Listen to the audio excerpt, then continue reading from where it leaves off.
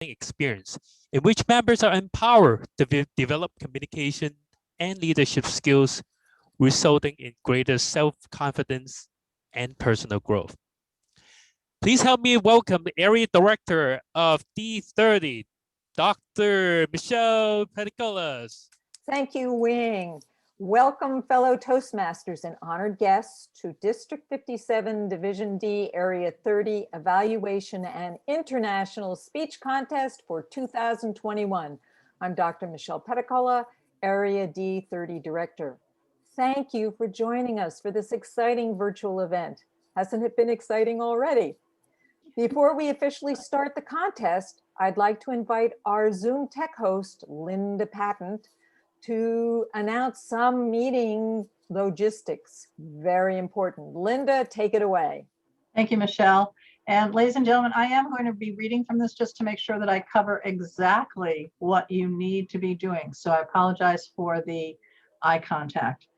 To view the contest properly, we'd like you to spend a few minutes ensuring that you have the ideal video settings.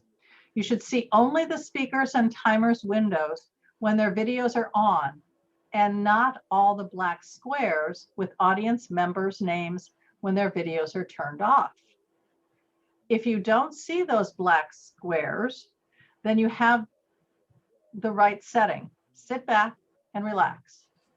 For the rest of us, let's take a minute to get set up correctly. First, find the small arrow next to your stop video in the lower left-hand corner of your screen. It's next to the unmute icon. Click on that little up arrow on the menu pop-up and choose Video Settings. On the next menu, the video icon should be the default highlighted choice in blue. Leave it alone. But find the gray scroll bar on the right and pull it down to the bottom. Then select Hide Non-Video Participants. Click on the little X in the upper right-hand corner to close this menu window, and you're all set. Here are just a few meeting rules before we begin. During the contest, it is incredibly important that everyone is muted, both for sound and video, so the contestants can be seen and heard without any distractions. All participants should have been muted by default as you entered. Please verify that your line is muted. Also, while contestants are giving their speeches, only the speaker's video and the timer's video are allowed by Toastmasters International to be turned on. We will remind individuals to turn their videos off once. Failure to stop your video may mean that your video will be turned off by the tech host and you will be unable to turn it back on through the remainder of the contest. No photographs, screenshots, or video recordings are allowed during contest speeches, except with advanced approval from the contest chairs.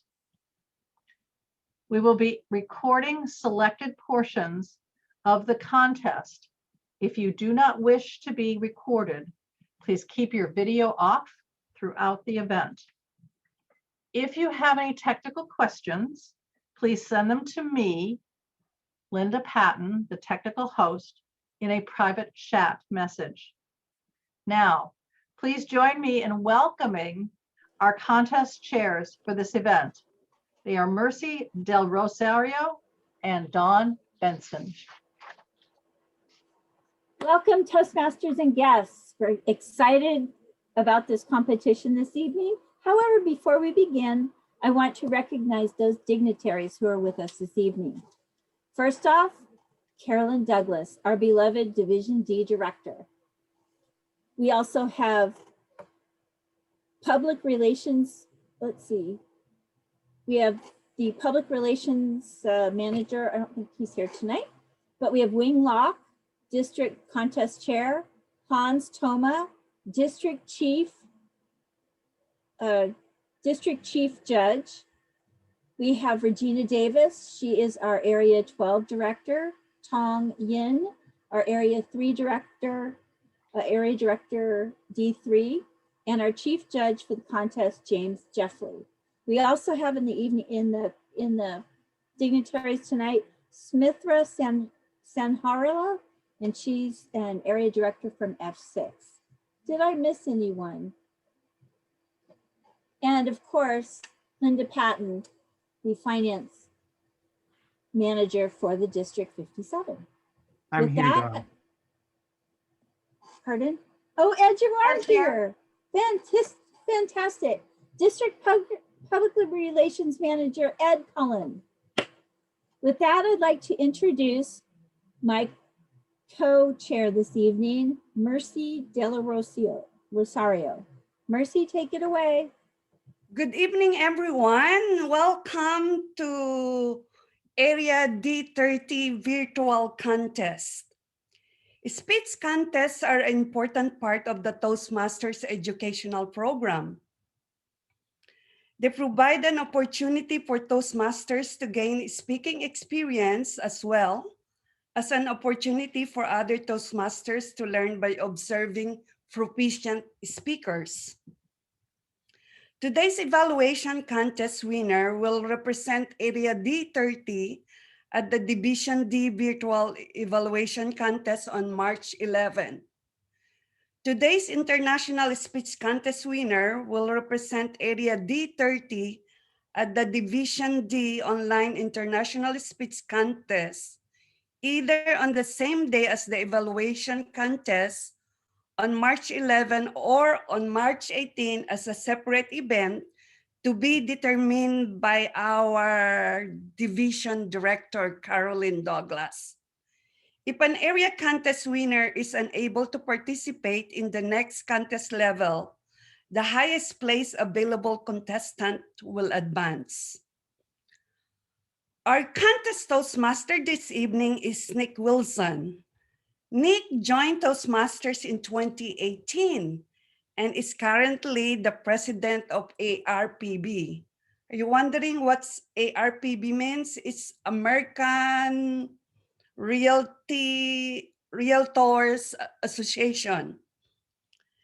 When not doing Toastmasters activities, Nick squeezes in a full-time job as an investment consultant. He enjoys soccer, music, and taking care of a 3-year-old cat, Bean. Thank you all for being on this virtual contest. Please help me welcome our Toastmaster, Nick Wilson. Good evening, fellow members of Chaos and Mayhem, and welcome to the wonderful night of our coming together as a group of Doom and Mayhem as your future leader. Oh dear. Oh my. Excuse me for a second. Let's see here. Nope. Nope, that's not it. Nope. Nope. Where did this thing come from? What the heck? What is going on? What is... Oh dear Lord. I'm sorry, folks. It's the whole Zoom thing. It's a little new to me. I'm sure we're all a little new to Zoom.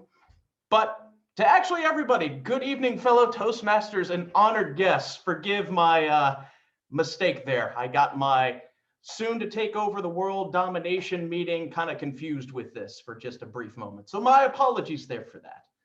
But to everybody here, it is so great to see every one of you. And I hope that everyone is staying safe and enjoying their time together. And let's face it, I think we're all looking forward to a little sense of normalcy here sooner rather than later. But tonight is a great and fun night. Just to point out a fun, interesting fact for this evening is that today we celebrate the 143rd birthday of the Toastmasters International founder, Dr. Ralph Smidley, who was born on February the 22nd of 1878 in rural Illinois. Now, given his role establishing Toastmasters, it seems also kind of fitting, that Smidley shares with George Washington, our first president of the United States. Now, a few years before he died in 1965, Smidley concluded his memoirs, The Story of Toastmasters, with his advice for future generations for Toastmasters leadership. He shared, "My often stated hope is that our organization may be kept on a personal basis, and that it may never become an institution forbidding and impersonal. Let us never permit machinery to become massive and complicated. Let us continue to be a movement rather than an organization or an institution. Our business is not to build up a great organization, but to serve our members in the best and most efficient ways." Tonight is just an absolute distinct honor to, one, help to be the Toastmaster for this, but to see the progression of many of our Toastmasters from many of our chapters coming together to compete in tonight's contest.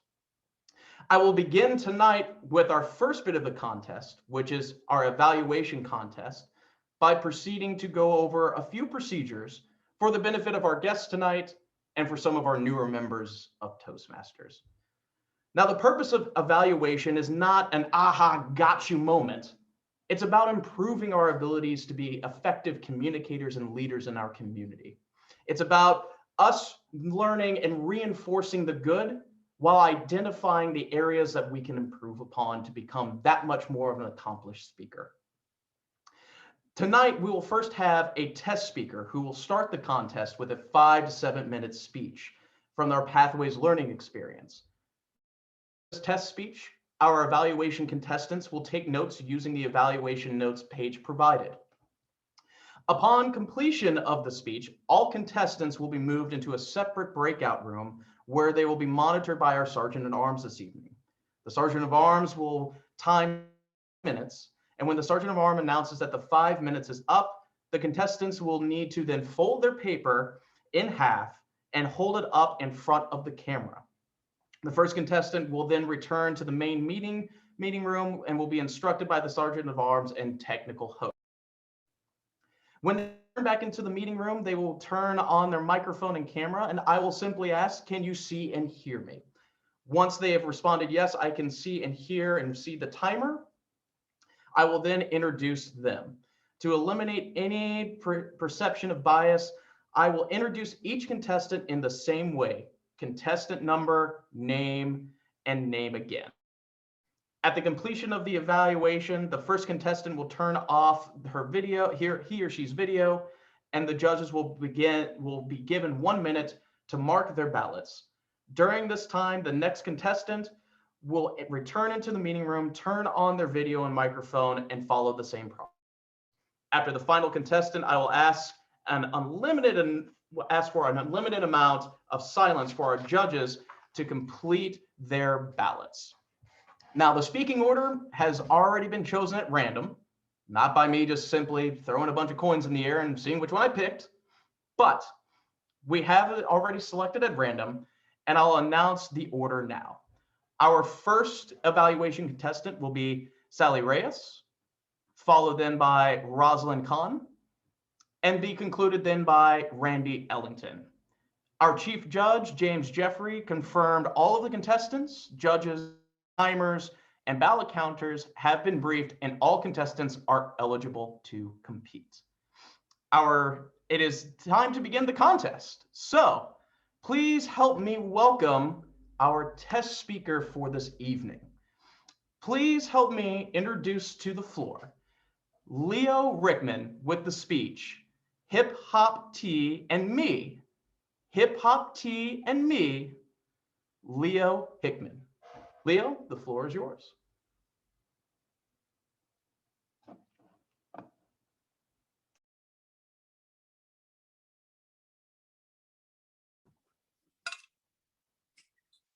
Tonight, we start with chamomile, lavender, and rose.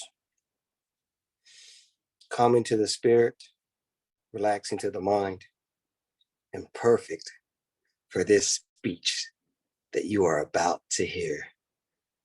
Fellow Toastmasters, welcome to Hip Hop, Tea, and Me. I'm going to tell you about this experience traveling through time, about me, hip hop, and tea. First, let's start off with the fact. Did you know that in May 16th, 2001, the United Nations declared hip hop an international culture? Before we get too far, let's start back at the beginning. Who remembers MTV? Right? The year was 1983.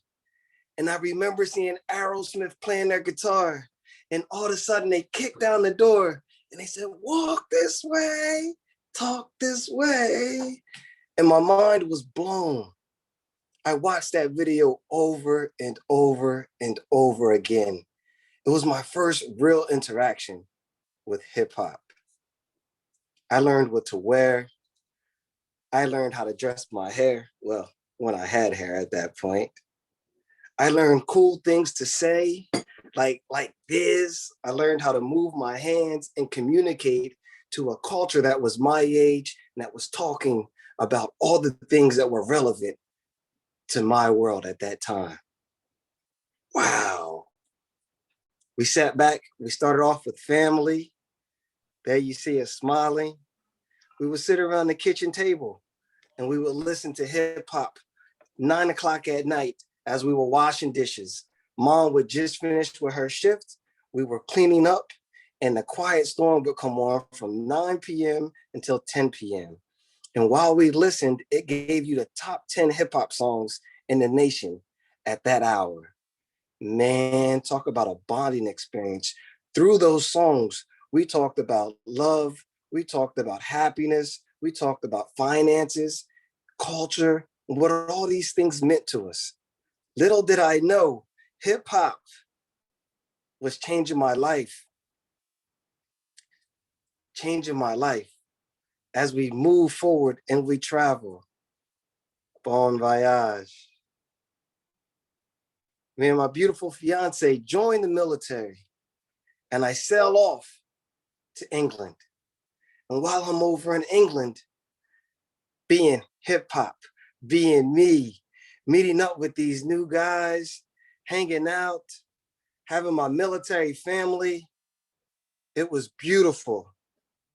And then all of a sudden, September 11th happened. In the midst of all the chaos, there was peace. There was peace because within England, in addition to their hip hop, they had this thing called tea. Wow. They sipped tea 4 or 5 times a day. I mean, it was mandatory for them to take breaks to drink their tea. Oh my God, I fell in love.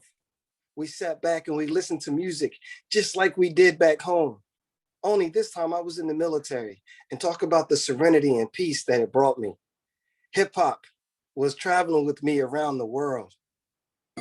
It took me to Miami. That's me in the palm trees. It's taking me to Africa. Those brothers were real cool. Believe it or not, one of them had a picture of Biggie on the side of their mud hut, and it was drawn in graffiti, just like here. It was hip hop all the way in Africa. Wow. As I continue to travel, we climbed 3 peaks in England. And I had my Nike shirt on and my Timberlands. I was ready to go. I was very unprepared for that trip, but I tell you one thing, hip hop was there. We had our music and we figured it out.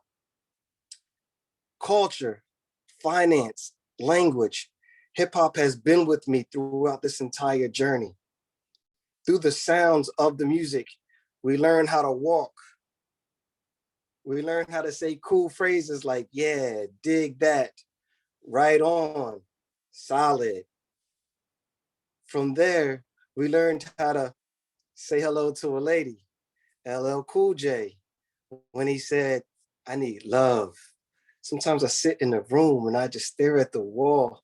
And in the back of my mind, I hear my conscience call, wow, I never thought about having conversations like that about love with a woman. Hip hop matured me. Hip hop showed me how to relate to my community.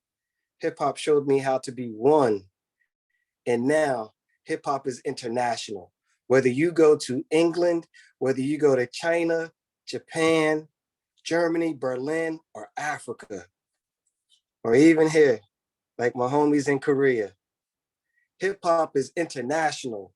As we started off, May 16th, 2001, hip hop hit the world stage and became the culture that I now share with you over tea. Madam Toastmaster.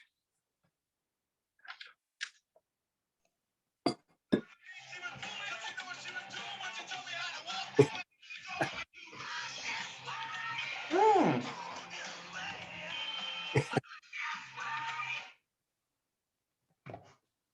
Thank you, Leo, for that amazing speech and also giving me the moves and everything to learn how to walk this way. At this time, it is time for our technical host to help us out just a little bit. Our technical host will now move the Sergeant at Arms and all evaluation contestants to the breakout room to complete your notes. We will wait until the tech host has confirmed that you all are in the actual breakout room. Sergeant at Arms, please bring back the first contestant after 5 minutes of preparation time. And timer, please indicate to me when 5 minutes has elapsed. At this time, we would like to ask for them to proceed to move into their breakout rooms.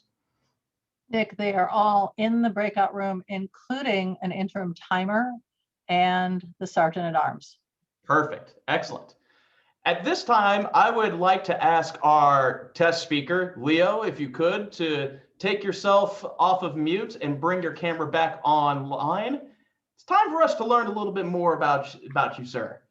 So, Leo, you love your hip hop. How has that proceeded just to influence your life even today, considering all the stuff we've been through in the past year? If you'd be so kind to share with us.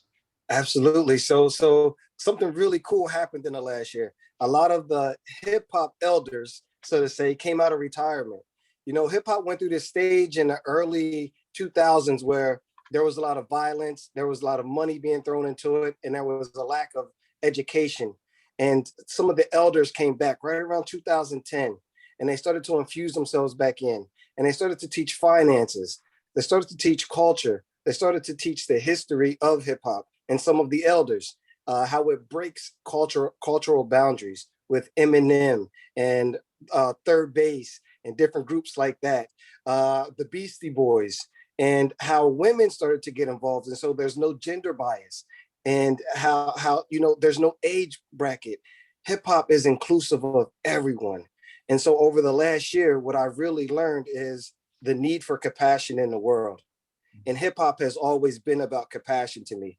It teaches you about the neighborhood, and from teaching you about the neighborhood, it teaches you how to spread love outside of your neighborhood. Yeah, absolutely. Great points.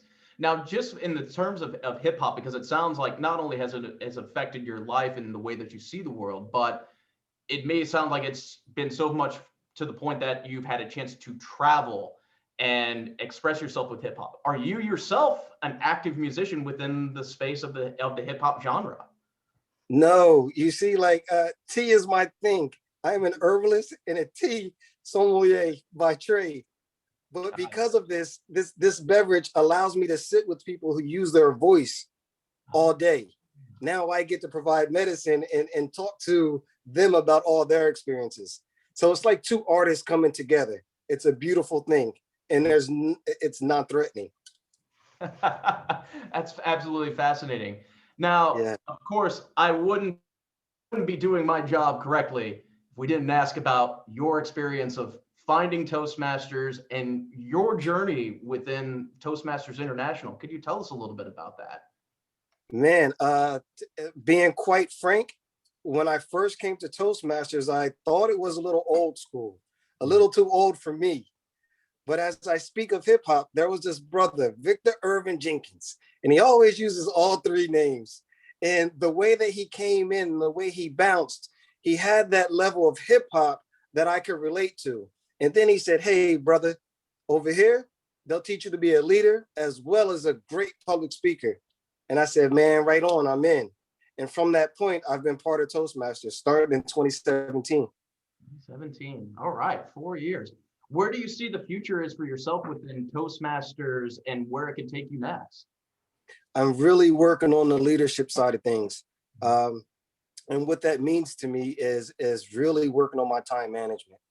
The better I know myself, the better I can be of service to everyone else. And right now, the rat race of the last year, reorganizing my mind, my heart, my stomach, you know, it really wants me to take the next step into leadership now. Absolutely, absolutely. Now, there's more than likely guests that are here and those individuals that are new to Toastmasters, and they haven't fully embraced the Kool-Aid just yet. And that's okay, because they will. Like me and like you, it took a little bit of convincing, and then we fell in love with it. What are perhaps some words of wisdom, or just that if you were that new member or thinking about it, what would be that one piece you would want to know again that made you say, I've got to do this for myself? It's the cheapest MBA you're going to find. So true. So true. That's it. Oh man, cheapest MBA that we could possibly find. That's fantastic. Leo, any final thoughts or just fun comments? I mean, obviously, I've got to work on my ability to shake my shoulders and everything to Run DMC and Aerosmith with the line together. But any final fun comments as we're all looking forward to 2021? It's a brand new year. Anything else that should be excited for us that you're excited about as well? You know, whatever music it is that speaks to you and keeps you on a very high, happy frequency, play that and spread love to everyone that you know. Just stay at such a high vibe, and so much of that comes through the music that you resonate with. Tap into yourself, tap into that music, and spread love. Wonderful. Great words to finish on. Leo, thank you so much. You've done your impromptu speaking well, even for 5 minutes instead of our normal 1 to 2. So thank you so much. We appreciate your time. Now, everybody, it is time for us to jump back into the evaluation contest with our first contestant for the evening. So to our first contestant, Sally Reyes, can you hear me and see the timer?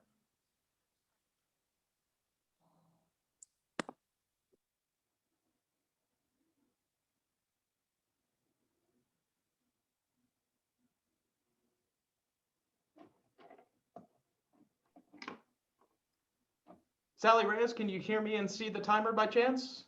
Sally is still in the breakout room. We'll call her to come out. Okay, perfect.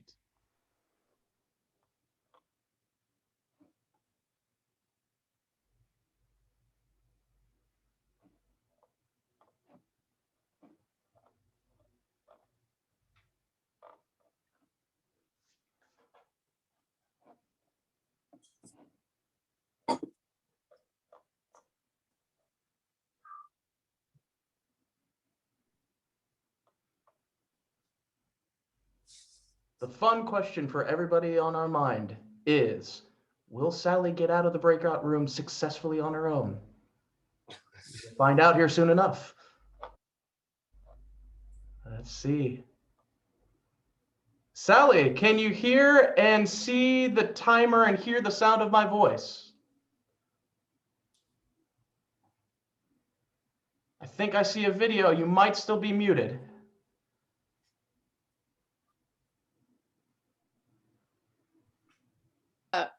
Okay, I'm not muted now. What am I doing? Sally, perfect, perfect. So Sally, you are, of course, our first evaluator for this evening. So as a reminder here, please make sure that we have the timer here all set and ready to go.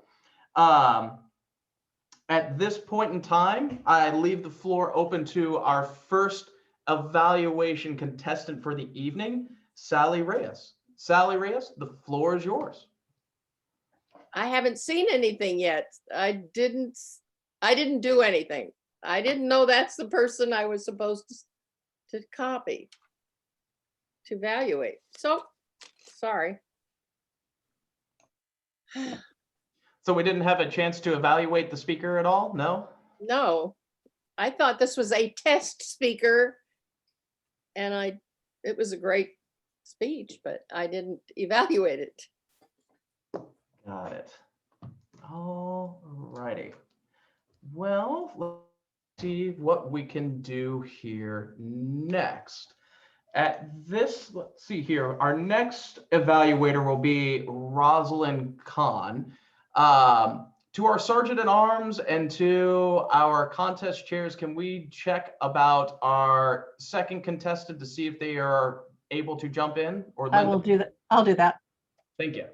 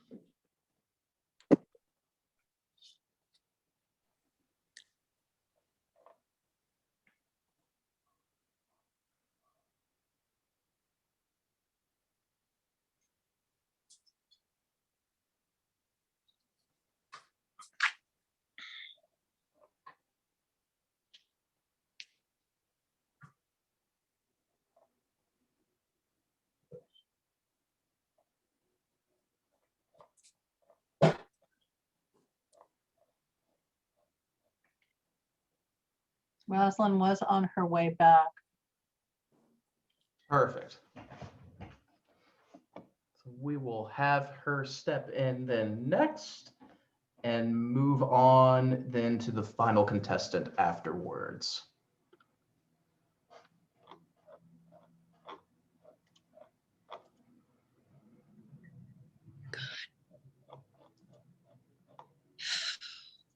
She's in. Rosalind, do you have a camera?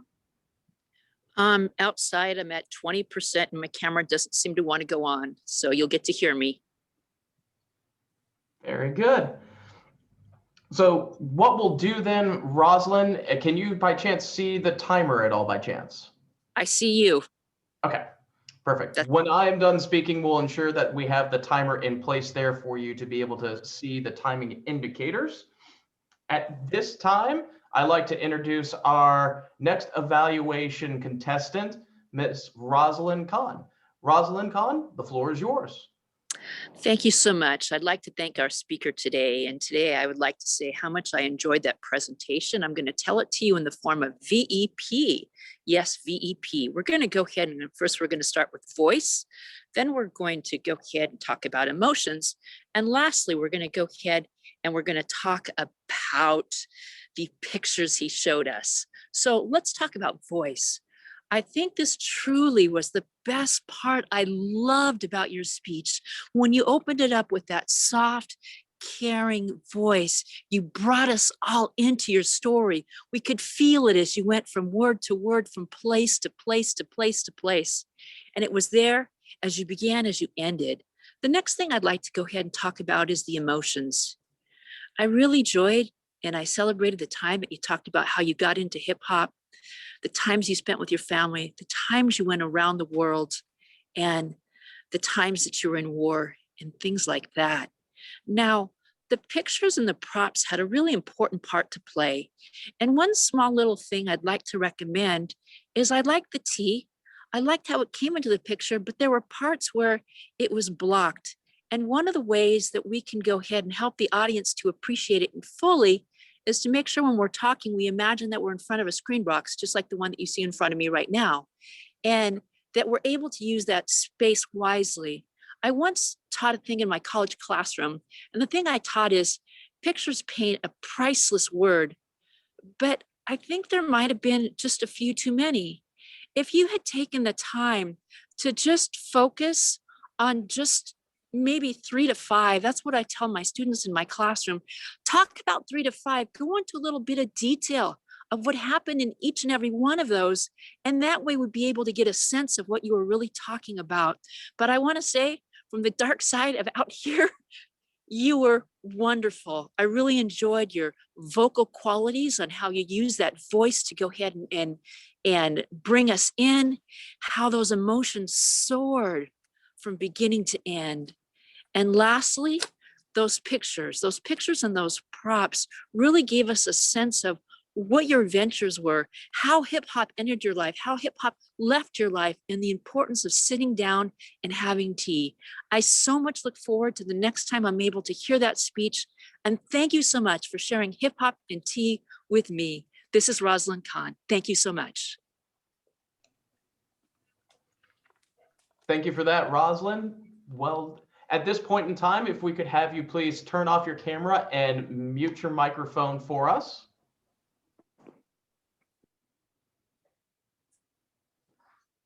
Perfect, thank you.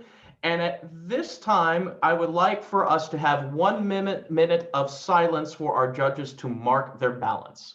And to our timer, if you could please indicate the red light timer during this period of 1 minute. And once we hit that point, please then remove the red light.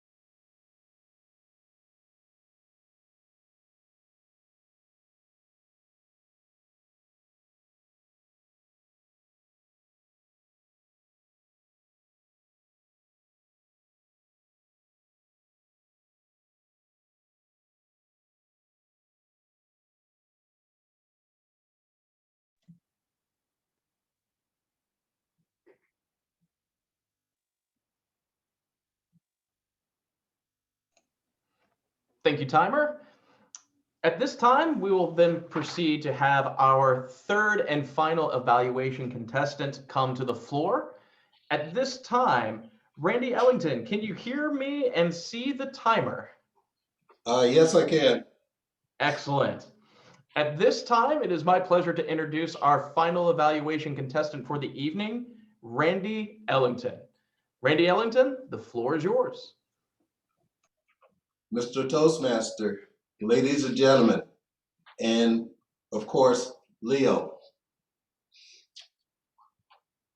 Leo's speech took us into the world of hip hop and how through its influences throughout his life has been a very important part of that. Leo began with a very soothing opening that kind of embraced us as an audience and got our attention. Chamomile tea and hip hop. It was a story of a journey through his life. The purpose of his speech was, the general purpose of his speech was to inform and to entertain. His specific purpose was to talk about how hip hop has affected his life. Leo speaks in a very deliberate tone, very easy to follow, but it's monotone. The first thing I would recommend is Leo learn more of using vocal variety of the parts that are more exciting versus parts that maybe that are more concerned to you. As Leo talked, he talked about hip hop. He defined it. He could have defined it in more specific terms. What is hip hop? Hip hop is not just music. It's just not artists. Hip hop is a cultural phenomenon. It's music, it's art, it's local jobs, it's a lot of things. It's almost on the same level as a Millennium group or Gen X. It's a very important movement at this time.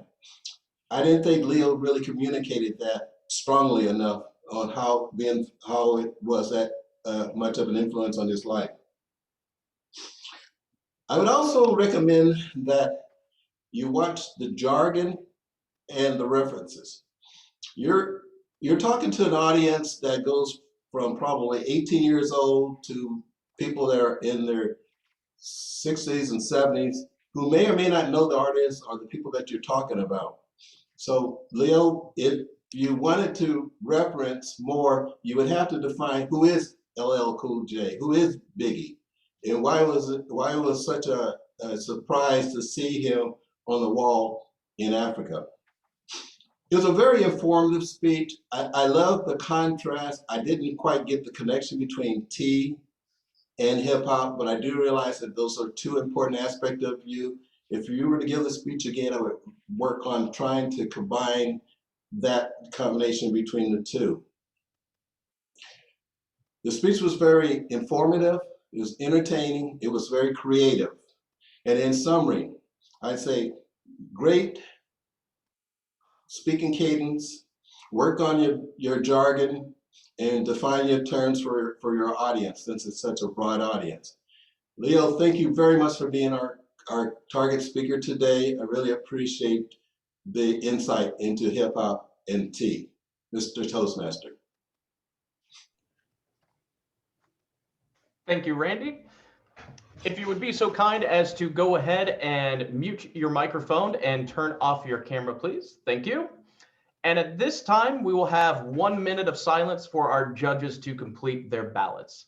So, Madam Timer, if we could, let's have that 1 minute, keep that red sign up, and when we're at that minute, please turn that off. Thank you.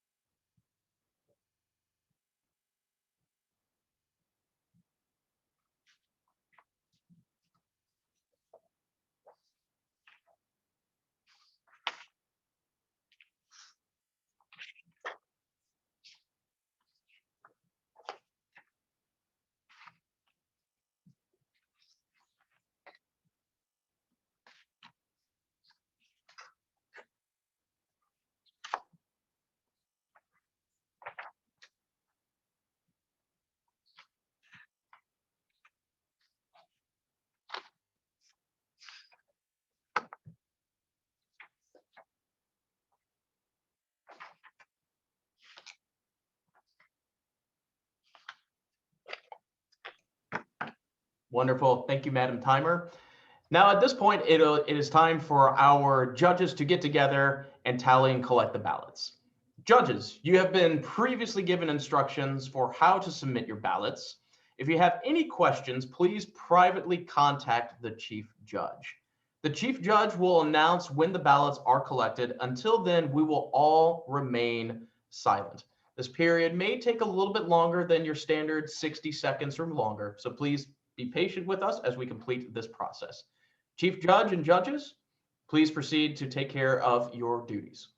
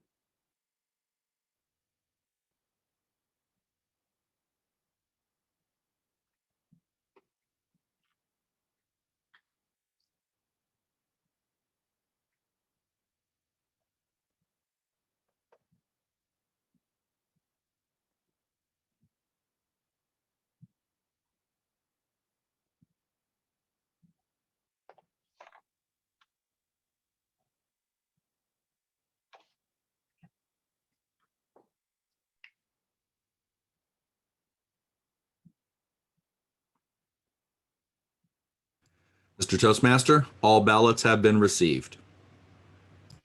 Thank you, Chief Judge. At this time, let's have our evaluators pop up their lovely faces back up real quick. So to our evaluators, Sally, Rosalind, Randy, pop yourselves back on, turn on your microphones. Be curious just to know a little bit more about you guys. And as part with my mischievous plan of eventually taking over the world, I know things, lots of things. So let's start with Sally. Sally, if you're still there, if you want to turn your camera back on, as well as to pull yourself mute for just a moment. I know it was kind of unfortunate for this evening, but love to have you here. There she is. Sally, can you tell us just a little bit? Looks like might still be on mute there for a half second. Could you tell us which Toastmaster group that you're with and how long you've been a part of Toastmasters? Sally, you're muted. Sally, you're still on mute there for us. Sorry. There we go. Yes, I've been with Heart to Heart for 3 years and now Leaders Worldwide. I'm sorry, I've never done this before and I got a strange picture and didn't know what I was supposed to do, so I apologize. No need to apologize. The good thing is that we have every single contest, every single year. I did learn something interesting here that you do like to sing. Do you have a favorite song by chance for us that we should all be listening to? I'm sorry, this whole year I haven't sung a note. That'll be the goal for 2021, correct? Huh? The goal for 2021 will be making sure we sing several notes this year, correct? I hope so, yeah. Yeah, absolutely. Well, Sally, it's great to have you with us, and thank you still for being a participant. Bumps in the road happen. I look forward to seeing you next year and seeing you be able to do extremely well here. Thank you for your enthusiasm. I appreciate it. Absolutely. Rosalind, hello. Good to see you. I know things about you. I do. You're on mute as well too, by the way. If we could get yourself off mute. So Rosalind, there we go. Tell us, how long you've been part with Toastmasters and which organization are you with? Well, I've been a part of Toastmasters for quite a long time. I want to say just about a couple decades. I'm here with Worldwide Toastmasters, but I also live in Los Angeles. I'm with Coach Masters and another group called the LA Project Masters. So can't get enough besides teaching public speaking. Well, what can I say? No kidding. And because I know things, TEDx speaker. Tell us just briefly about that. What's that all about? Well, TED Talks are something that everybody knows about. They're the people who have those heart special moments to, enlighten the world and share with them their brilliance. I've given just 3 of them, but I've trained quite a few more. One of them was called Language Comes to Life, about taking my students to the theater and how it changed the way they learn English. The second one was called Language Comes to Life. That was Breaking Cultural Barriers. And the last one was called Coming Around the Curve on my battle with scoliosis. Very cool and absolutely fascinating. Thank you for that, Rosalind. It's a pleasure to have you, and thank you for being a participant tonight. Randy, good to see you. How you been? Looking good in the suit? Thank you. I know things. I know things about you too. Tell us, how long you've been part with Toastmasters and which organizations are you with? I've been with Toastmasters quite a while.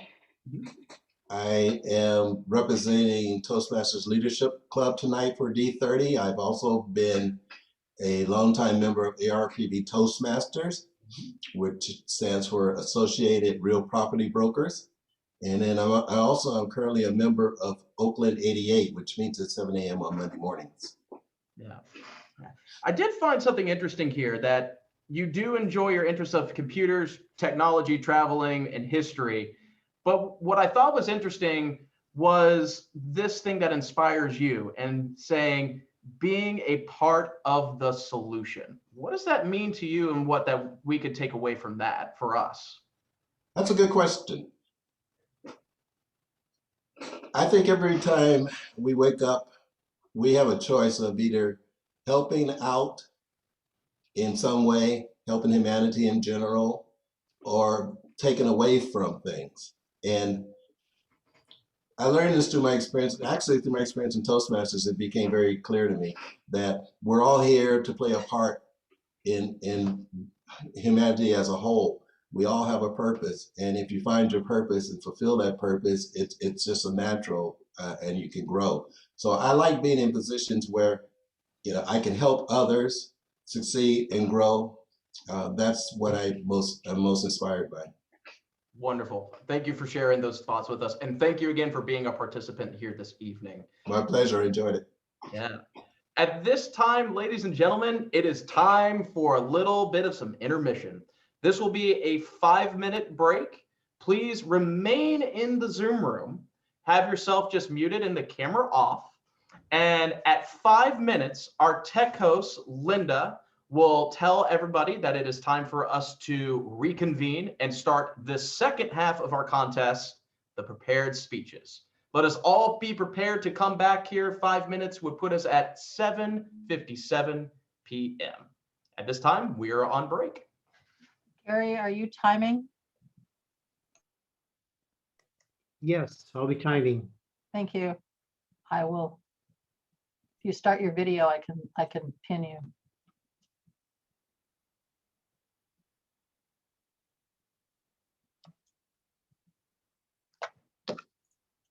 There you go.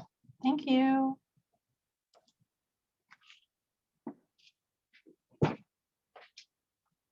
You want to pause the recording, Linda? Wait, pardon? The recording. Mic is on, but you can't start your video because host has stopped it. Okay. Techos, can we get a little bit of assistance here for John? Oh, there we are. Looking good, sir. Very good. It is my pleasure to announce our first contestant for the evening, John Carl Martin. Embrace the leader. Embrace the leader, John Carl Martin. John, the floor is yours. My leadership style is defined as coaching leadership. I didn't choose this leadership style. This leadership style chose me. I've always rejected being a leader, while others seem to embrace me as such. I never wanted it. There were too many times growing up where I felt completely disconnected, and I had enough challenges trying to understand why I was having these experiences. It was in high school that these challenges became very apparent. I was not popular. I didn't play sports due to being born with sickle cell anemia. And when it came to academics, I wasn't doing well there either. I figured it was necessary to be proficient in any of those areas to be considered a leader, and I had none of them. Furthermore, I was a loner, but I always had high aspirations for myself. I remember growing up feeling socially awkward. I'm not sure if that feeling ever left. I was 32 years old before I discovered that this social awkward feeling was directly connected to having a communication disorder that was present all my life. Can you imagine? I had been living all this time with a 48% hearing loss, an auditory processing disorder, and a case of dyslexia. I didn't know I had these challenges back in high school, and neither did anyone else. I would be daydreaming in the classroom. In many cases, just doodling in my school book. Several teachers reported that I was a challenge and I didn't pay attention. At least 2 times, my high school principal documented that I was difficult in his black book. Now, I'm not a troublemaker, but I got whoopings from my parents for these reviews. Not paying attention, being difficult with teachers, and bring home a bad report card. And then more whoopings for talking back when I was just trying to explain myself. I had become a target for bullies. And I was always that guy off to the side when it came to playing with groups of friends. I would feel included when it was just a few of us or having those one-on-one interactions. Nonetheless, it was my 3rd year in high school when I started my first business. You see, I've been born with a gift. I've been blessed with a developed creative faculty. And this led to my first business as a fashion designer. In my senior years, I made clothing for several neighborhood and high school friends. I remembered wearing the first pair of pants I made to class and immediately getting a whole lot of attention. I was asked to make a pair by one friend and then another. After that, my clientele just kept growing. Yes, I was recognized for my creative talents back in high school. But even though I was being sought out by friends to help with their creative art projects and being recommended as that guy you need to see if you to keep up with the latest fashion trend, I still felt awkward and disconnected. In my early 20s, I was being celebrated as a leader by my peers. I had become popular for the quality of my service and my exceptional design skills. I still felt awkward and disconnected.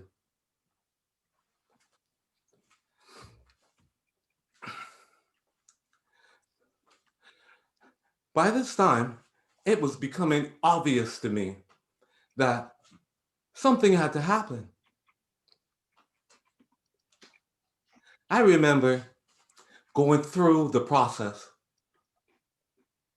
and recognizing that I could do something about it. I loved making clothing. I got to use my gift. It was where I felt totally connected. I was dedicated and driven by pure passion. Yes, it was a beautiful thing back then, and I learned a lot about myself.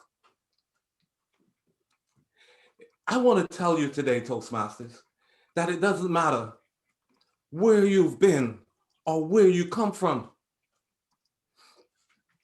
I challenge you to believe in yourself like I did. Use these stories that I share with you today. It was believing in myself and using all of these resources offered by Toastmasters, pushing through my challenges, giving speeches. The Pathways Educational Program was a great resource in helping me to define my strength and unlock the powers within. It doesn't matter where you've been or how big the challenges you face. With Toastmasters resources and a little dedication, you too will develop the skills you will need to navigate the unforeseen. In this past year, 2020, when most of the world was facing extreme challenges, people losing their jobs, living in fear and uncertainty of this pandemic, a quote came to me. It is in the darkest days that leaders are called upon to be a light of hope. That message was a sign for me to embrace my calling as a coach. I am now living my definite purpose, using my story as a tool to help others overcome the challenges in their darkness. Being a light of hope for others who just need a little support. Now that, my friend, is a blessing and my destiny fulfilling. I am grateful to Toastmasters for providing a safe and friendly environment, which enabled me to naturally hone my skills and finally embrace that magnificent leader and life-transforming coach. Thank you. Thank you for that, John.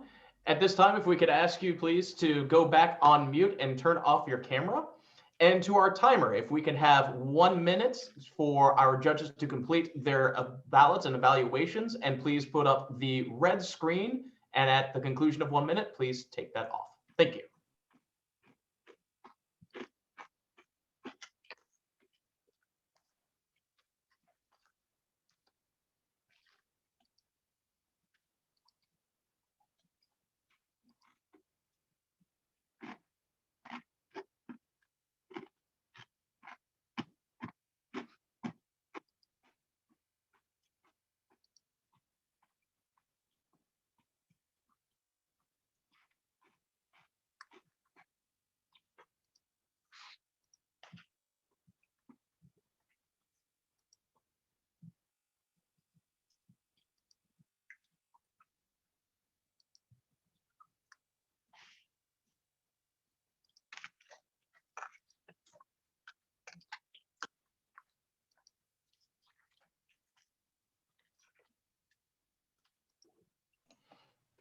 Thank you for that timer. At this time, it is our opportunity to bring up our second speech contestant, Miss Heather Johnson. Heather, if you can please proceed to turn your camera back on and unmute yourself. And can you hear me and see the timer?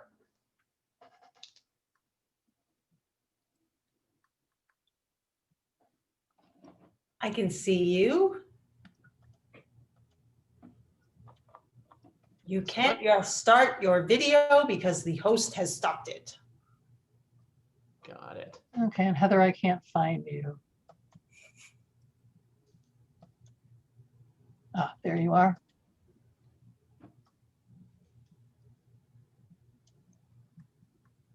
Now you should be able to. There we are. Perfect.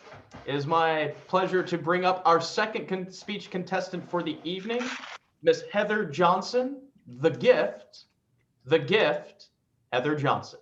Heather, the floor is yours.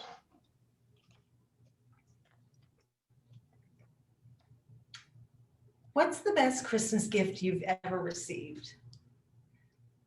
I bet it wasn't a toy or a ring or some chocolate. Or if it was, I bet it wasn't just a toy, a ring, or some chocolate. It probably had some meaning behind it, some magic. Homemade chocolate, a ring with a promise, a toy you've been dreaming about all year long. The best Christmas gift I've ever received was a chair. And of course, it's not just a chair. Let me tell you why. On September 6th, 1995, my boyfriend at the time, John, fell down a freight elevator shaft and died. He was 29 years old. I was 24. No one knows exactly what happened. His roommate, Warren, came home from a date, heard John had gone missing, went looking, and found him.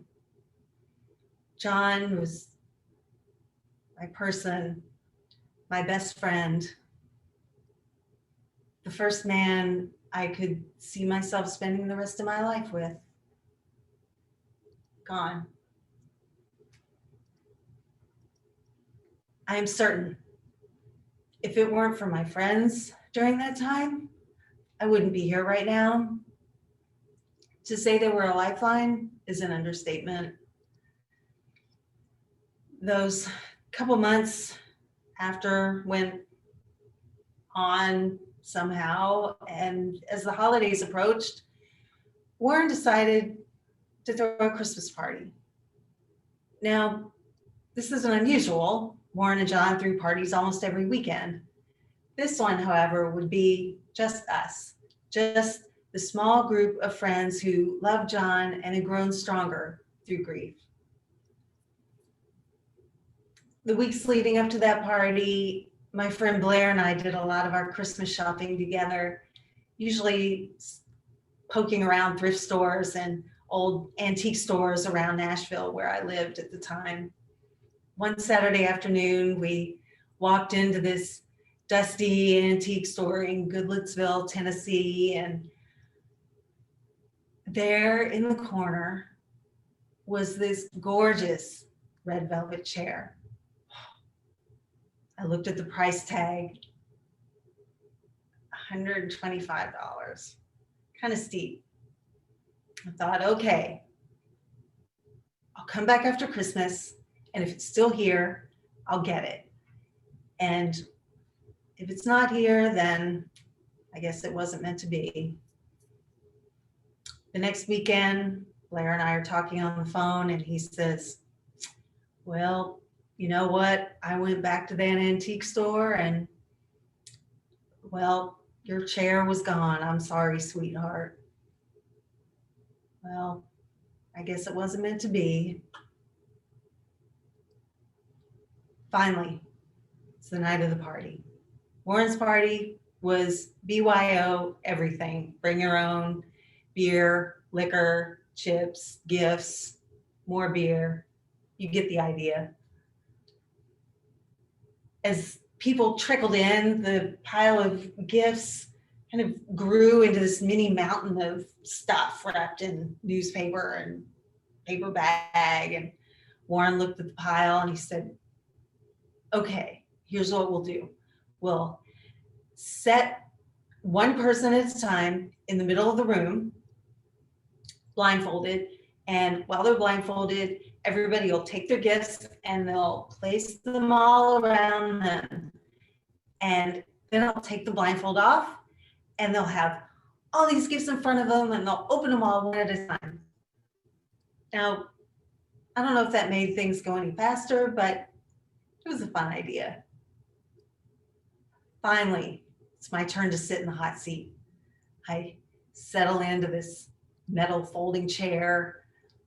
Warren puts a bandana over my eyes and I hear scuffling of feet, some whispers, and I'm thinking to myself, what'll it be? What'll I get? Maybe that CD I've been wanting, some funky piece of jewelry, a cigarette case.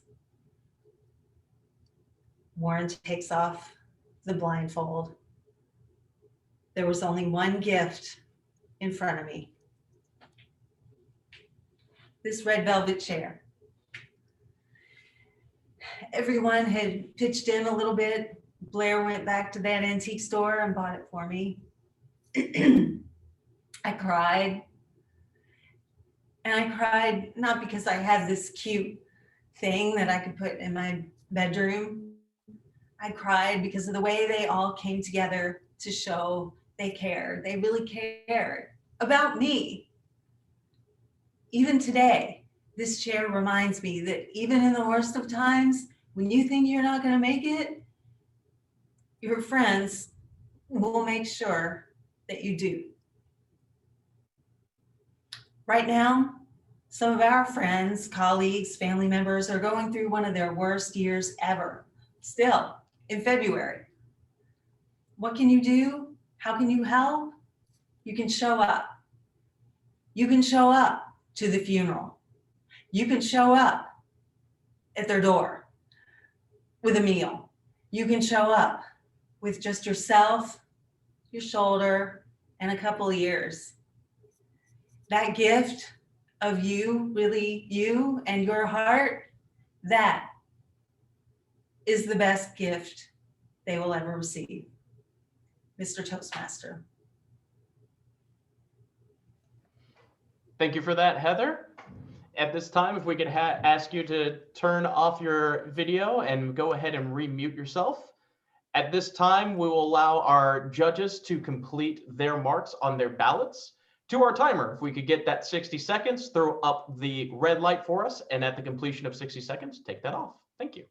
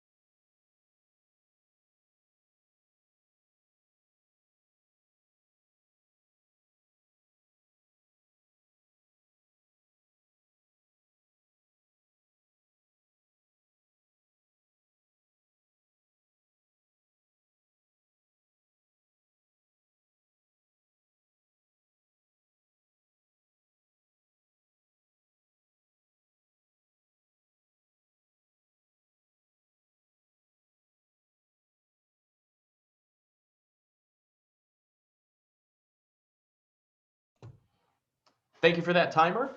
It is now time for our third contestant for the evening, and I want to extend a quick apology for a typo that was on my agenda script for this evening. But our next contestant is Phillip Birdsong. Phillip, sir, can you can you hear and see our timer? If you haven't had a chance yet to unmute yourself and turn on your video. Oh yeah, okay, I see the timer now. Perfect. It is then my pleasure to introduce our third contestant for the evening, Phillip Birdsong, Valentine Love. Valentine Love, Phillip Birdsong. Phillip, the floor is yours. By a show of hands, how many people here are single or know somebody who is? Oh, you know what? I can't see you guys. Oh, okay. All right. Well, for the singles, my message tonight is for you. So feel free to take notes. We have this romantic belief somehow in our culture that one must find love or be incomplete. In fact, in between the insurance man and the tax man, I'm normally punished for being single. This belief challenges single people to prove that we are normal by finding somebody to love. And then we have this soulmate syndrome, I call it, where there's this unspoken assumption that once you meet your forever soulmate, your connection will be effortless. There won't be a need to discuss things and work through them.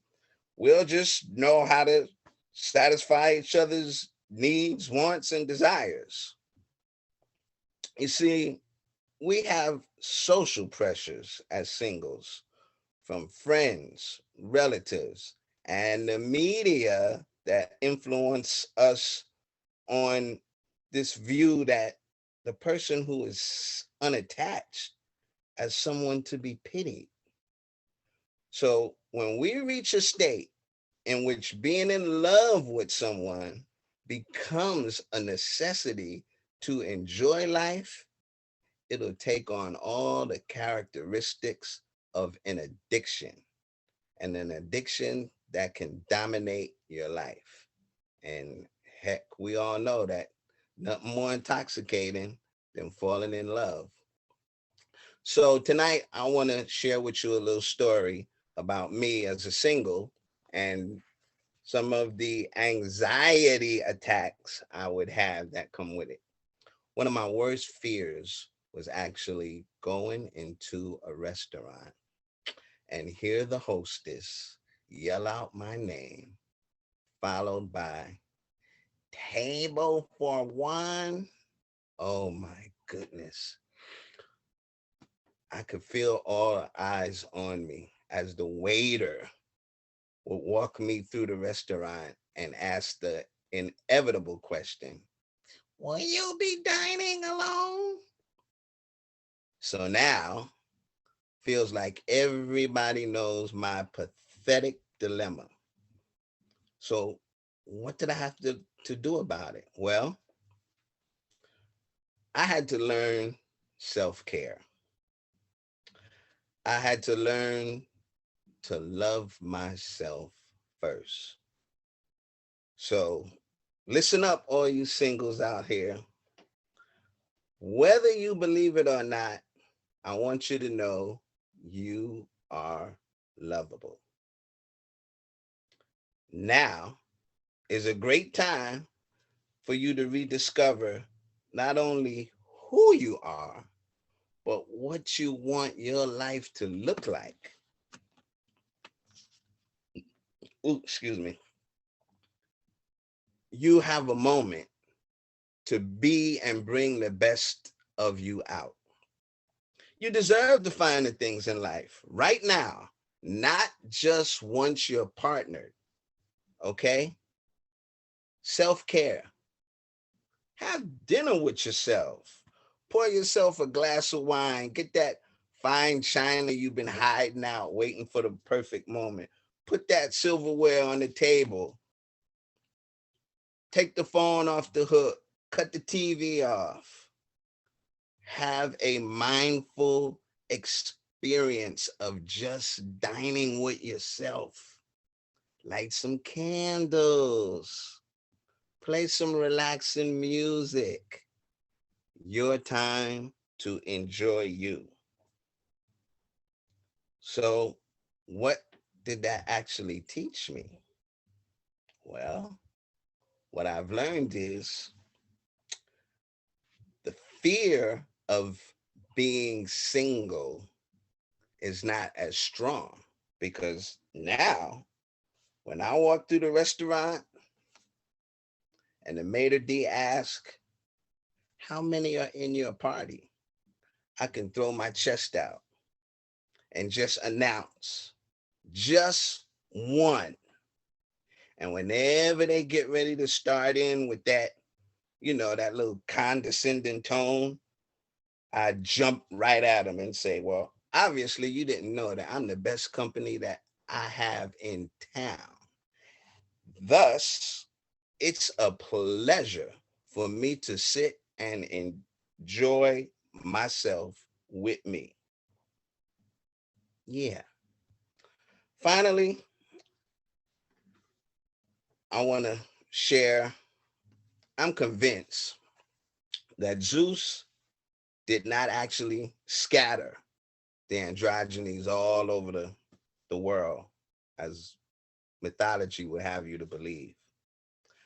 I think that Zeus secretly had those parts where most people would never think to look. The unexplored territory where few people ever venture. He hid their missing parts inside themselves. So, my dear friends and fellow Toastmasters, please learn to love yourself first. And next year for Valentine, show your love to you. Order some flowers for you. Get some chocolate for you. Write a card for you. After all, who loves you best? You. Mr. Toastmaster. Thank you for that, Phillip. At this time, if we could ask you to go ahead and put yourself back on mute and turn off your video. And at this time, to our timer, if we could have 60 seconds for our judges to complete their balloting and marks, and turn on the red indicator, and at 60 seconds, turn off. Thank you.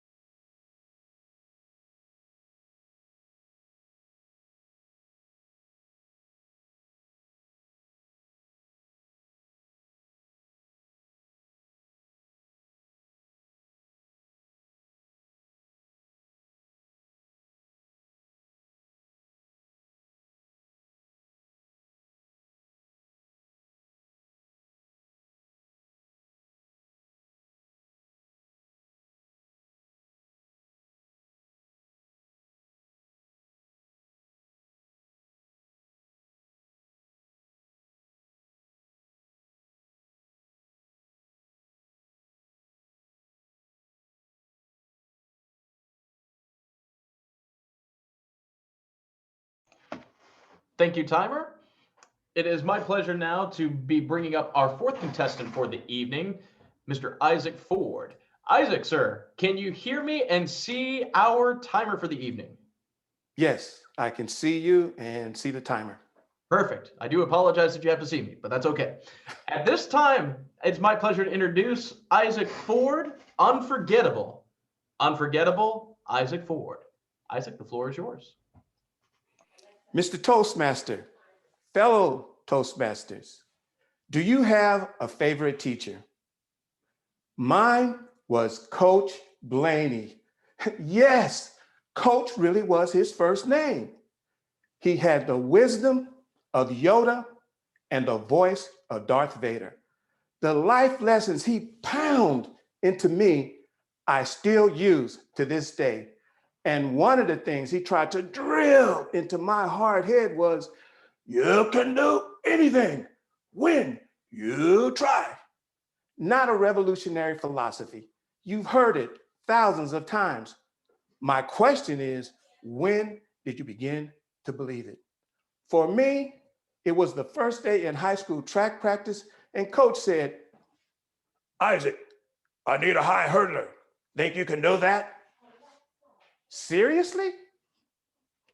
With a body like this? He looked me up and down. Then he said, well, I need you anyway. This was a small town, Hawthorne, Nevada, and every school has a tough rival. Ours was Yerington. We would try to beat them in football, baseball, skip rope. But track, Yerington had a hurdling superstar named Mike Rippey. Mike was lightning fast. Everybody knew that nobody could beat Mike. But this one unforgettable day, Mike and I came face to face at a track meet held on Mike's home turf, Yerington. We're on that starting line, and when I crossed the finish line and looked to my left and saw Mike, I beat the unbeatable. So when I hear the announcer, the winner of the 120-yard high hurdles,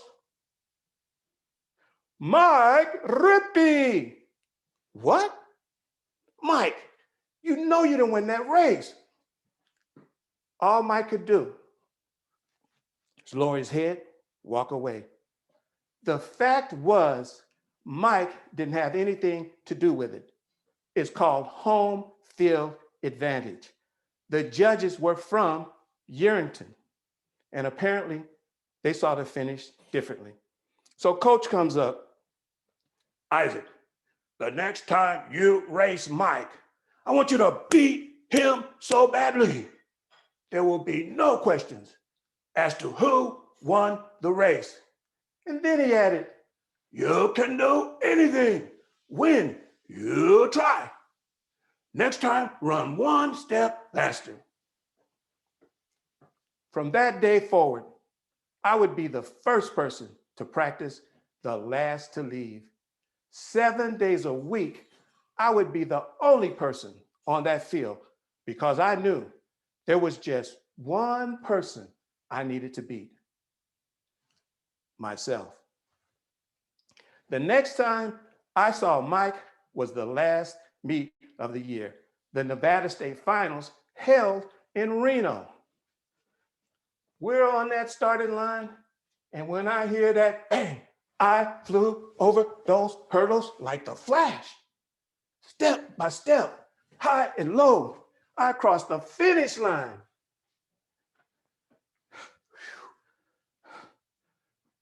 So when I hear the announcer, ladies and gentlemen, we have a new state record in a time of 14.2 seconds. Isaac Ford, woohoo!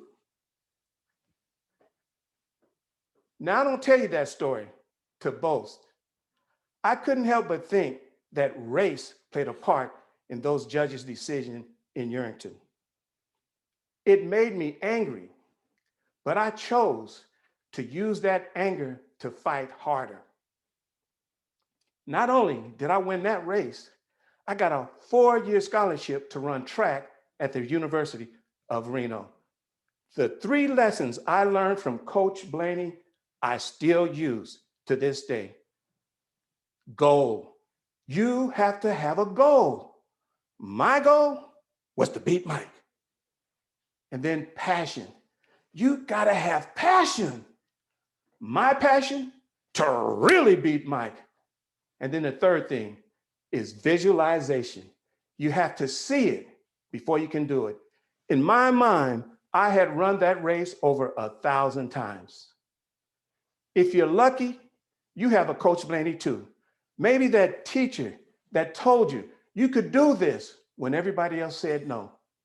Or that friend that would always lift you up when no one else would.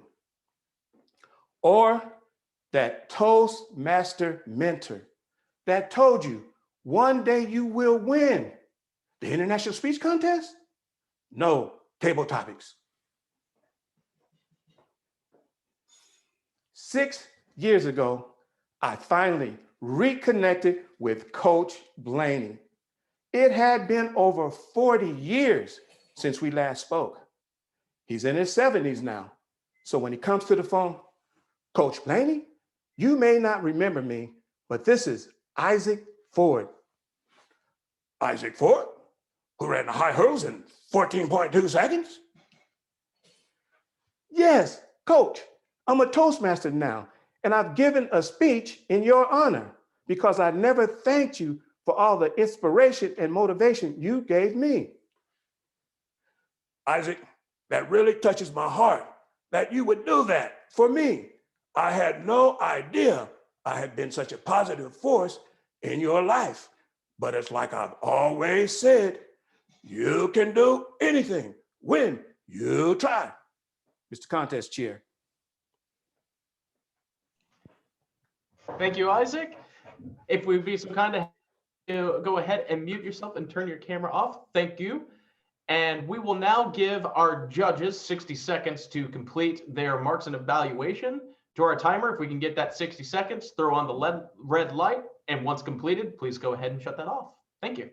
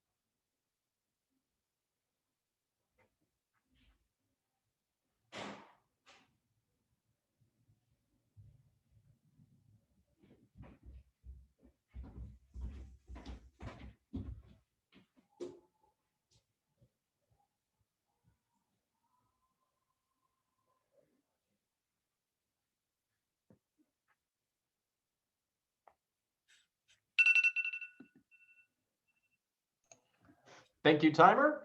And now it is time for our last speech contestant for the evening, Miss Kathleen Peel. Kathleen, I do see you there. If you could bring yourself off of mute, and can you hear me and see our timer for the evening? Yes. Perfect. So it is my pleasure to present our final speech contestant for the evening, Kathleen Peel. What do the notorious RBG and RuPaul have in common? What do the notorious RBG and RuPaul have in common? Kathleen Peel. Kathleen, the floor is yours. What do the notorious RBG and RuPaul have in common? Let's see here. One, the diminutive titan of the United States Supreme Court. And the other, a flaming TV drag star. But wait, maybe there is something in common. Let's visit Supreme Court Judge Ruth Bader Ginsburg, a hero to multiple generations because over 6 decades, she actually changed the law of the land to make a more humane country. She was so cool. 20-somethings coming up made her their rock star, tattooed her image on their parts. Now, how did she break so much ground? Fierce wit, Herculean work ethic, yeah, and more. She said she was born under a very bright star that assisted her all along the way. Being a woman and Jewish and a mother, so many doors were shut to her as a matter of course. But her native gifts and a kind of suprahuman force brought her to and then through door after door after closed door, like she was beckoned by her vision. Now, what was that bright star? It was her native gifts that she had to bring to bear in her world. A kind of imperative of fulfillment called her. And when she actualized her gifts, she recreated reality. A point I want to make here is that she had to have a trusting relationship with those gifts. And probably we all have some idea of what that means. And it can only be some idea because it is not mechanical. It is not explainable. But there's one detail I'm going to want to focus on soon. But for now, let's visit RuPaul. He has a very popular TV show. It's like a beauty contest for the drag set. And from his platform, he is a changer and a healer and a mentor. But how can I compare him to RuPaul? To RBG? Well, let me tell you a little something about RuPaul. He's 60 now. So he started out with a few doors closed to him. Born Black, gay, totally out of the box. That's not just shut doors. That can get you killed. But he is so well fueled by his talents and so certain. He just busted open the matter-of-fact world, made it afresh. It didn't just happen, though. Like Ginsberg, he had to do it strategically. Initially, drag wasn't his thing. His was the New York punk performance art scene. There, in punk drag, he found a toehold for disruption, where he could bring homosexuality and being weird from the taboo underworld into an exuberant defiance of conformity. Soon enough, drag and the establishment found themselves mixing into color and humor, laughter, gender-bending joy. He made room for his bright star, and that helped our world to become just a little more florid, less fearful, more good-hearted. Now, how can I learn from that bright star, and how can you? How it works for me is, I used to believe I don't belong, that I was weird and underworld. Those unconscious beliefs, a mindset of alienation, prevented me from giving my best. And what a joy it has been since I realize I can disengage from that stuff. I want to share with you a simple concept that really helped me to do that, just in case it can help you. Neuroscience in the past few decades has shown us attention, mental attention, chemically reinforces neural pathways by energizing those synaptic exchanges. Conversely, removing attention makes those exchanges go quiet, makes the pathways go quiet. They can even go dormant. And then growth happens when fresh attention creates fresh new pathways. At some point, when I really saw that I could disengage, well, that's what I did. What I did was I saw the difference between what I knew what was wrong and what was full of love and life. And then I made the distinction and I peeled away and I widened the gap and I peeled some more, widened them more, dropped the old, nourished the new, nourished the true, nourished true life. I don't have the power of RBG or RuPaul, but the world still needs my best, and it needs your best. I can tell you, when I keep a watch on my star grows brighter, and I grow brighter. I'm more passionate, creative, loving, and connected. So, to paraphrase my teacher RuPaul and Phillip Birdsong, if you can't love your life, how the hell you gonna love the world, Mr. Toastmaster? Thank you for that, Kathleen. At this time, if we could ask you to please mute yourself and take down your video, and we will have our judges go in and proceed to make their marks on their ballots. We'll give them 60 seconds like before and timer. If we can get that 60 seconds, throw on the red indicator, and at completion, turn that off. We will commence. Thank you.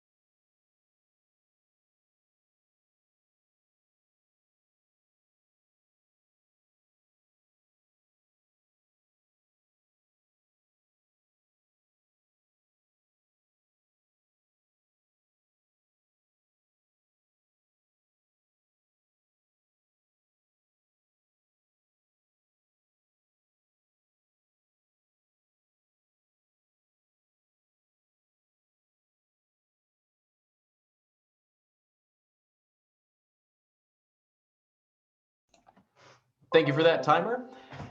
Now it is at the point for our judges and chief judges to get together to tally and collect the ballots. Judges, you have previously been given instructions for how to submit your ballots. If you have any questions, please privately connect with the chief judge. The chief judge will announce the ballots when the ballots are collected. Until then, we shall remain silent. At this time, as this is being completed, I would like to have our speech contestants to please go ahead and turn your videos back on. Have yourselves ready to unclick the mute button. Let's take a minute to learn a little bit more about our contestant.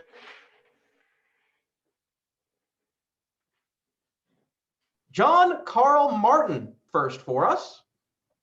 If you could, John, tell us a little bit about your chapter that you were with and how long you've been a part of Toastmasters.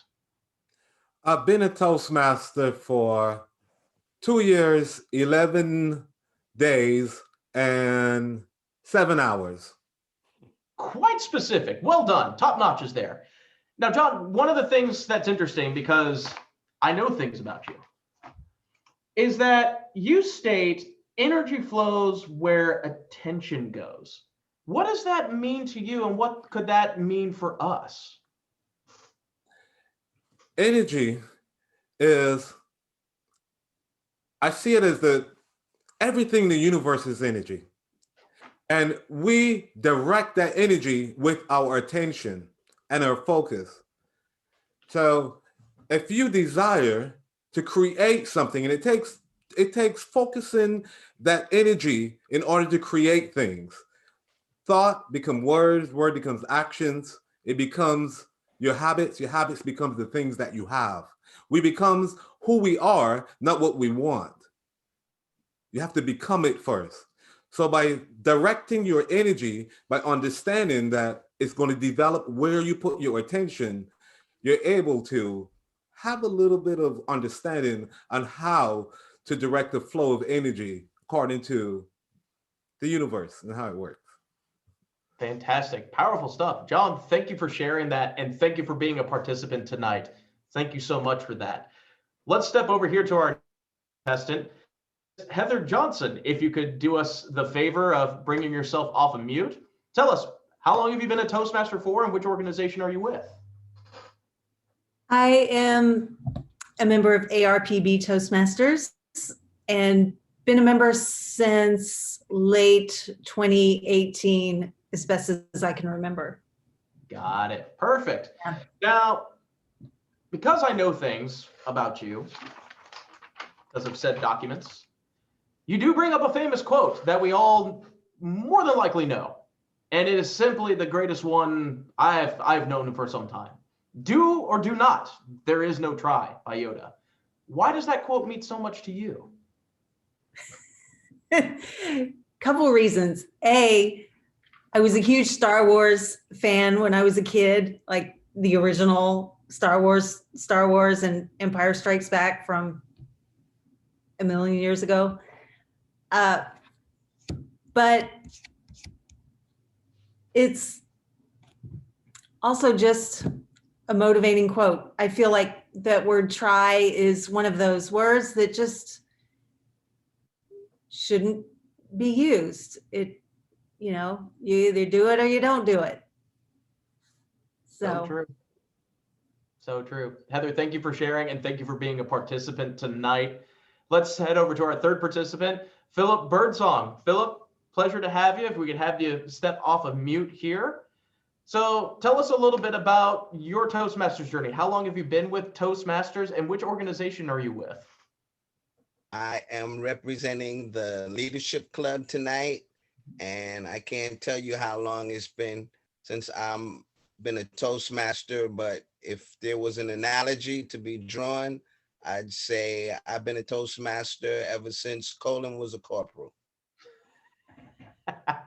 Very good. Now, Phillip, because I know things about you, I do like your quote, and forgive me for using a little bit of some freedom here, but your quote states, "Free your mind and your behind will follow." Why does that quote mean so much to you, or why does that stand out to be an important quote for yourself? Well, I think there's the idea often that we're trapped inside our thoughts, and often that makes us not move. We stay sedentary. So sometimes we have to unlock our mind and then get off our behinds and put into action what we have in our head. Very true. Very true. Phillip, I appreciate you sharing those thoughts, and thank you again for being our participant here for this evening. Let's head over then to our fourth contestant, Isaac Ford. Isaac, good to have you as well. Thank you for already got yourself off mute. How long have you been a Toastmaster for, and which club are you with? Actually, I joined Toastmaster July 1st, 2001. I happened to look it up yesterday. So that's how I know. Very good, very good. And which organization are you with? I'm with three Toastmasters, Heart to Heart, Leaders Worldwide, and Spot On Toastmasters, which is in Canada, and the others are here in LA, California. Got it. Perfect, perfect. Now, your quote, because I know things about you, is "There is no greater agony than bearing an untold story inside of you," by Maya Angelou. What is it about that quote that you find as to be one of your favorites, or how perhaps it inspires you? Well, the thing about that quote, and the reason that I like Toastmasters and especially contests, is personal stories. I mean, everybody's got a story. And with Toastmasters, you get a chance to bring that story out and maybe hone it to make it a message. So that's the thing that I really like about that quote, because we all got a story inside of us. Very true, very true. Isaac, I appreciate you sharing that, and thank you so much again for being a participant for tonight's event. Thank you so much there for that. And finally, let's head over here to Kathleen, our final contestant for this evening. Kathleen, if we could have you come off of mute, can you tell us a little bit about your Toastmasters journey, which organization you're with, and how long you've been a Toastmaster for? I've been almost 4 years in the club with my buddy Phillip Birdsong here. And then I don't know what happened, but I got myself into 2 other clubs. And so I'm in 2 with, I'm Isaac's, I say I'm Isaac's biggest fan, but everybody's Isaac's biggest fan. Thank you. Very good, very good. And with you, John, you're in Leaders, is it? Oakland Uptown. Oh, you are. Okay. But I met you in Speechcraft. Yes. I might have missed the question earlier, but I'm also a member in New York, where I'm at right now, at Yeah. Einstein Toastmasters here in the Bronx. Oh, wow. Interesting. Definitely a little late out over there, I'd say probably, John. But good to have. Thank you for staying up with us this evening here on the West Coast. Yes, thank you. And so, Kathleen, you have an interesting quote as well, too. And it's, I think it's simple to the point, but I think it's a great one. If you mess up, fess up. Why is that one of your favorite quotes? Because it's so simple. It's so right here. You keep going. You keep coming forward. You know where I heard it from? Joe Biden. I heard it from Joe Biden. And I didn't get on the Biden bandwagon for like till about 5 minutes ago. But part of it was that quote. I heard somebody say that he said it or something like that. And it's just so, for a politician to say that, oh man, because it struck me so profoundly that a politician, that the president, who needs to say that, who needs to do that at this moment, would have said that, just made me sort of get it. So true, so true. Well, Kathleen, I appreciate you sharing those details with us, and thank you for being a participant. Thank you for being our wonderful Toastmaster, Nick. You're just, what would we do without you? You really make this a fun party. Thank you very much for that. I appreciate that compliment. Unfortunately, I'm not a judge, so that doesn't help. Sorry. But to everybody, to our contestants, to our evaluator participants, and to everyone here tonight, congratulations, and to everyone here, my sincere thanks for participating in the 21 District 57 Area D30 International Speech and Evaluation Contest. Just to confirm, our Chief Judge, James Jeffley, are you in the room? Are all ballots all counted for and ready to go? No. We are not ready at this time. Very good. No, not yet. Thank you for that. So we'll toss another question here to our 5 panelists that we have. So Isaac, you talked about your running, and Heather, because we know one another, you too are also a runner. For both of you, and Heather, if you could come off of mute, what is it that you feel about running and competing has perhaps helped you not only in life, but as well as to your development within becoming a better speaker and Toastmaster?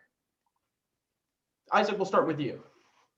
Okay, well, I guess being disciplined, because you, at least for me, when I ran track, it was like, actually, truthfully, it turned into a job when I went to college, because I used to run for fun. But once I got to college, it was like you had to be there at a certain time, and you had the routine that you had to do. And but it did teach me to be, like I said, when you do something, you have to just do it all out. And being in sports and track, that kind of gives you that mentality to just do something and just do it until you get it right. Perfect. Heather, yourself. Oh, goodness. My experience is a little bit different. I didn't run in high school or college, didn't run a step unless someone's chasing me until my late 20s. So once I started I went a little bit farther from this telephone to this pole to this telephone pole, and then another, and then another. That's how I started. It was just accomplishing even those little goals gave me these little boosts of confidence. And then later when I started racing, and you keep improving and it builds confidence. You learn about, like Isaac said, you learn about goal setting and even setting like a long-term goal and then hitting these little milestones along the way to hit them, and all those things, the perseverance, everything carried over into other parts of my life. Perfect. Excellent. Thank you for that. Thank you for that, Heather. Let's step over back to John real quick. John, if you could pull yourself back off mute for a moment. I found that what was kind of interesting here, that one of the things that inspires you the most was this one word, and it said spirit. What does that mean? Can you go a little bit deeper on that for us? Okay, spirit. Again, as I said with energy, spirit is everything. It's everything around us and within us. And growing up, as I said in my speech, I didn't know I was deaf. And it was the time I spent with myself and connecting with my spirit that kind of like paved the way for me and guided me. That's what inspired me. It's like I was inspired by what was within me and not what was in the world. Even though it's all spirit, we connect with ourselves and then we bring it into the world. Got it. Thank you for sharing the more insights there onto that for us, John. Let's turn it back over here to Kathleen and Phillip. If you guys would like to come off mute for just a moment. You both indicated that you've been a part of Toastmasters for a long, long time. Now, I'm curious, because you've been a member for such an extended period of time, what keeps you coming back? Just as something to perhaps share with some of the guests or the newer Toastmasters that continues to bring you back to the floor, to speak, to impromptu, evaluate, and so forth. John, Phillip, let's start with you.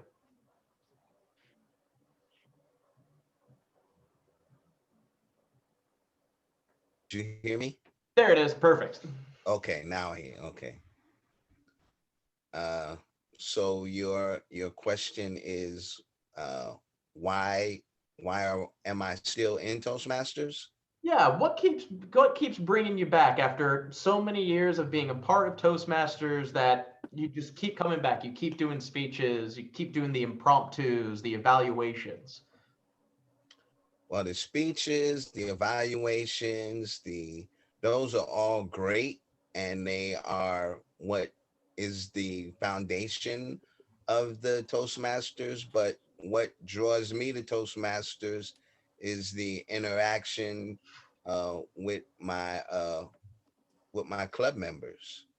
I have watched people evolve. I've watched the growth, and there's a camaraderie that I find in Toastmasters that supersedes all class, race, whatever label you want to give. There's a common denominator in that we all have a vested interest in each other's success. Perfect. Thanks for sharing that there, Phillip. Kathleen, what about yourself? What keeps you coming back to Toastmasters after being being with a chapter for so long? Well, I joined 4 years ago, and I for the first year I didn't participate. I believe it was Randy, who was it, who said that, oh, it was our test speaker, what do you call him, who said, I don't know about this Toastmasters stuff, it seems kind of old-fashioned. And I wasn't I wasn't sold on it. But you know what did it? A contest did it. I said nobody was in the club was participating, not enough people were participating, so I just said, well, the club needs participants, so I guess I'll participate. And that got my mojo going. And so I came back. I started coming. I started participating. I started learning. I started investing. I started meeting people like all these marvelous people. We come to our best together, right, Philip? We come to the best in me is the best in you. And we find it in these clubs. We find it when we give our best. And especially in these international speeches, they're supposed to be, inspire the best in us. Oh man, I'm so excited. I'm so turned on. I'm so in love. So that's why I got myself into 2 more clubs in the past year. I appreciate you sharing that. And it's great to know that you're keeping yourself busy and joining club after club after club. We'll see you next week at our next meeting for sure. So one final question here for the whole panel. And this is something that I personally don't know, but I'm sure we all are kind of thinking about it. And that's in the sense that we're going to return to a sense of normalcy here before too long. What's the one thing you know as soon as life goes back to normal that you know you're going to do? Let me have each one of you go ahead and step off of mute, and I will call your name and be interested to hear your response. And I'm going to go from the right down and then to the left by the little gallery panel that I have. Isaac, when we return to normal, there's no more COVID, no more mask requirements. What's the first thing you're going to go do? I'm going to travel up to the Bay Area and meet my fellow Toastmasters that I see them on Zoom, but not in person. Love it. Perfect. John, let's turn to you. Masks are no longer required. We've got the vaccines. We're good to go and do whatever you want. What's the first thing? Well, first of all, I love what Isaac said, because I'm in New York City. It'd be great to come out to Oakland to visit my club members also. And but I don't think it will ever be normal as we knew it. It's going to be a new normal. We'll be adapting in some way or some form. And I think that somewhat of what we're having now is always going to be there. And I love it being able to interact by Zoom, because then I can join club after club after club. And it's wonderful. I love it. So coming out to Oakland to visit my club members would be the thing too. We'd love to have you. Perfect. Thank you, John. Philip, no longer needing that mask. No more hand sanitizer. You don't have to touch it ever again if you don't like. But I mean, you never know. You could use it. But what's the first thing you're going to go do as soon as we go back to normal? Well, the first thing for me is at the club meetings, I get to shake hands as I turn control of the lectern over from each other. I don't get to do that here. Oh my goodness. And even during the course of the meetings, when they start and end, the hugs. Oh my gosh. I miss the hugs. I miss the handshake. So I will be so glad when we get back to that, because I'm not high tech, I'm high touch. There you go. All there for you. I like it. High touch, not high tech. I like it. Heather, we're free. No more requirements on masks. No more hand sanitizers. You don't have to socially distance. We can shake hands and hug. What's the first thing you're going to go do? That was it. Philip said it. Hug every person I see. Hopefully they're friends, because if it's just strangers, that might come off a little odd. But that might be a little weird, but yeah, every person I see that I know. Perfect. Perfect. That's great. Kathleen, you're rounding us out. We're back to normal. What's the first thing we're doing? First thing, well, I don't know if I'd have permission, but I'd love to hug my sister. I don't even get to see her. Oh, wow. And I think that's my first one on my wish list. First one on the wish list is the sister. Awesome. Thank you for ending us there on a touching note. I'm going to turn it actually over here to the audience. Everyone still stay on mute over here in the audience. Now, granted, you can't see everybody. We're probably in kind of this specialized view mode, but we're going to use the reaction button, which should be at the bottom of your screen. There'll be the spot where it says reaction. You can use thumbs up, the laughing face, clapping hands, the heart emoji, whichever you want. But we're just curious. I'm going to throw out here a couple of items for the first second we go back to normal. Just by throwing up that reaction, who amongst all of you are looking forward to being able to shake a hand or just being able to hug someone again? Use your reaction button to go ahead and set that up. Oh, we got it all throughout the room. Fantastic. Excellent. Let's throw out another one here. The first second we are free to normalcy. Looking forward to a long vacation out of this country, or at least out of this state. Throw a reaction up there if you wish. We got a couple, 2, 3, 4. Oh yeah, we've got quite a few. Excellent. Perfect. Awesome. First second, we're back to normal. Who is looking forward to actually dining inside a restaurant? Show of hands on that one. Don't have to be outside, no more masks. You can actually be inside the restaurant for as long as you wish. There's no time restrictions anymore. Awesome. Now, I know I haven't hit every single one of them, and perhaps we can toss it here into the chat. So if you haven't had a chance yet, there's the chat button that's there at the bottom that will pop up then on the right side of your screen. Throw something up there to everybody. What's one of the first things that you're looking forward to that perhaps hasn't been said yet by the group? Let's throw it in the chat and see what items that pop up. What, again, is one of the first things you're looking forward to doing? Going to a movie, 7 to 8 a.m. was dancing, traveling. Got that one? Perfect. Live music. I don't like live music at all. I hate drums. They're the worst musical instrument on the face of the planet. No one should play the drums, ever.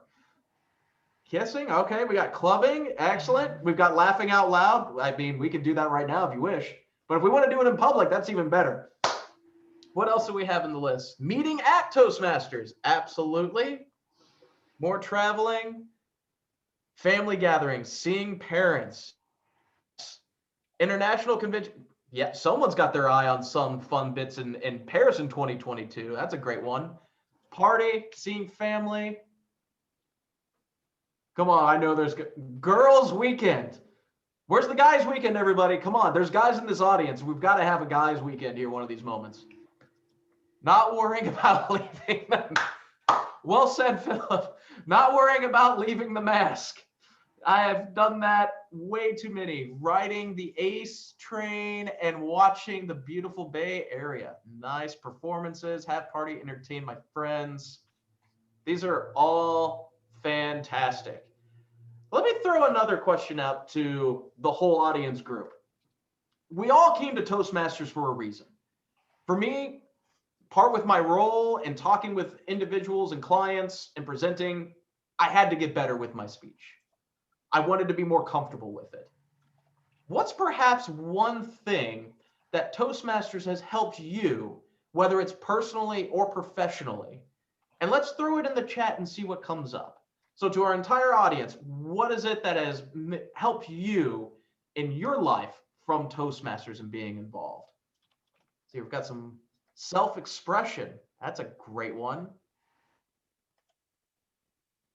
Speaking off the cuff, gaining leadership. Excellent. Active listening. That's a great one. Self-confidence. Organizing my thoughts. Paying attention to Asana. Shauna, that's a great one. I really should do a better job of that. Spoken word performance, standing up for myself in a healthy way, filler words, teamwork, comfortable to interact with everyone, structure, planning, and also staying back to learn more from excellent speakers and evaluators. Great, Smitha. Constructive feedback, confronting fear. Everybody, these are fantastic pieces here. Absolutely fantastic. They're still kind of flooding in. Keep putting those in as you wish.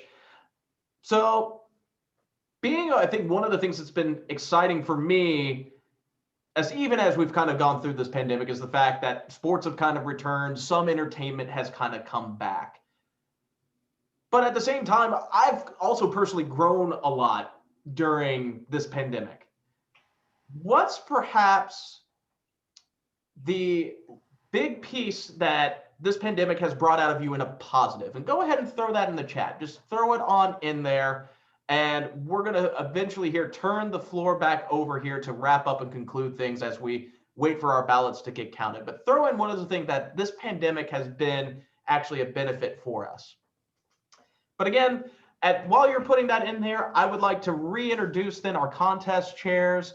And again, thank you all for your active participation. Please welcome again Merci Del Rosario and Dawn Benson, our contest chairs. All right, everyone, wasn't that an awesome contest? 2 awesome contests. Thank you all. You all just rocked it. And so we congratulate each and every one of you, and we thank you for participating in this very special D30 Evaluation International Speech Contest. My cohort in crime, Merci Del Rocio, she and I would like to both thank you and recognize the amazing volunteers that helped make this event happen tonight. We want to recognize our timers, Stephanie Parunitz from Uptown Oakland and Rasasana Atreya from Heart to Heart. We'd like to recognize our technical hosts. We have Linda Patton from Leaders Worldwide, and we have Tong Yet Lin. She's our area director of D3. We have, of course, our wonderful Chief Judge, James Jeffley from Heart to Heart. We have Nick Wilson, our wonderful Toastmaster extraordinaire from ARPB. Thank you, Nick. And our ballot counters, Karina Aragon from Heart to Heart and Rosemary Sweeney from Worldwide Leaders Clubs. And of course, we could never do a contest without our amazing judges. Of course, they will be anonymous. And with that, I'd like to I'd like to shout out to Winnie Ma, our D26 area director, who joined us a little bit late tonight. So thank you for coming, Winnie. And with that, I turn it back over to Mercy, and she's going to wrap it up for us. Have a great evening now, and thank you so much. Are you guys excited to know who's the winner? Give me 1 minute, 30 seconds. The evaluation contest winner will compete on Thursday, March 11, and the International Speech Contest winner will compete on Thursday, March 18, 2021. Let's welcome our terrific Area D30 Director, who will announce the winner. Please help me welcome back Michelle. Thank you. Michelle, our Area Director. Thank you so much, Mercy, and thank you so much, Dawn. I want to begin by thanking both of you for making this contest possible, for doing such a fantastic job, providing me guidance and helping me put this whole contest together. And I also, of course, want to thank our Chief Judge, James Jeffley, and our tech hosts. I'm telling you, you cannot do a contest without amazing tech hosts. And of course, the timers and all the rest of them. I wanted to note that there was one disqualification due to time. The evaluation contest, please turn your videos on one by one after hearing your name. So everybody else turn your videos off because I want to bring the contestants up. So the first one, yes, what is the first one? The second place winner is, hold on. I forgot to write it down. It's all on the certificate, but I forgot to put it in front of me. So hold on a second. Rosalind Khan. Second place winner, Rosalind Khan, please join me. And I'm going to share my screen so that you can see, hopefully, the, let's see if I can find it. The certificate, here we go. So there it is. Rosalind Khan, thank you. And then the next, ready for drum roll? The winner is, are you ready? Randy Ellington. Please give Randy a great applause. Yay! Randy, are you up there? Fantastic. And then next up is our international speech competition. And the third placed winner is, drum roll please. It is Heather Johnson. Heather, please show us your face. Come on in there and jump in here so we can see and welcome you. Heather. There she is. Okay. And then next we have for second place is John Carl Martin. John, please bring your video up.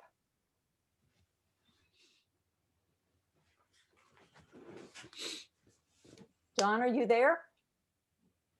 There you are. Thank you.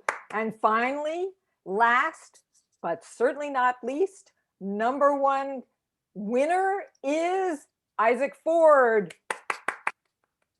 Isaac, please put your video up, and you are all going to be getting your certificates, but I just wanted to put this up for you right now so you could see it. And I'm going to stop sharing because I want to see all of you guys. I want all the contest winners on the screen right now. So can we get them all up here? So I can get one picture of everybody. Maybe we should do can we get them all in here? We're getting there. Okay, we need a few more, don't we? We need one more. Yes, okay. Yeah. So I'm going to take, does somebody want to take a screenshot? If not, I can do that. Multitasking. Just a second. Okay, we got everybody.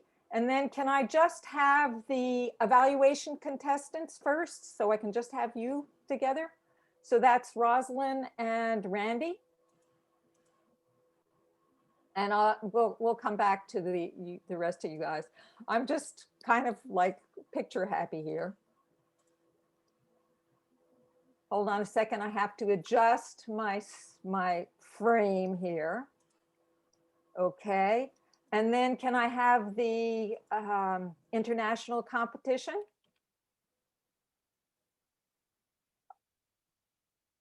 Isaac and John and Heather, please join me up here.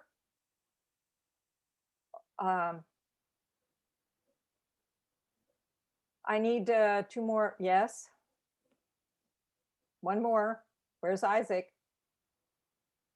Isaac's there. Yes, but I need him larger than that. And then finally, hold on, don't move anybody while I take this picture.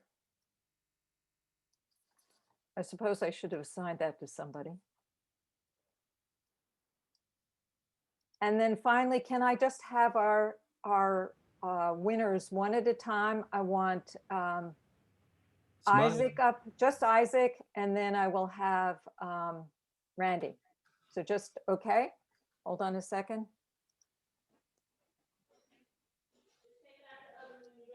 Oops.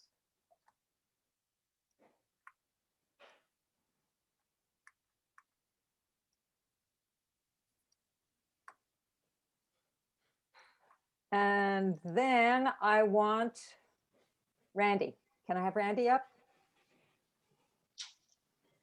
Hopefully I can do this quickly. If Randy could be spotlighted, I suppose I should just have you, but anyway. Randy, can you spotlight Randy for me? I know there you go. Thank you. And okay, I think I got all the pictures. Thank you very much. Let me see if I have anything else I need to say here. Uh-oh, I've lost my script. But here it is, here it is. Wait.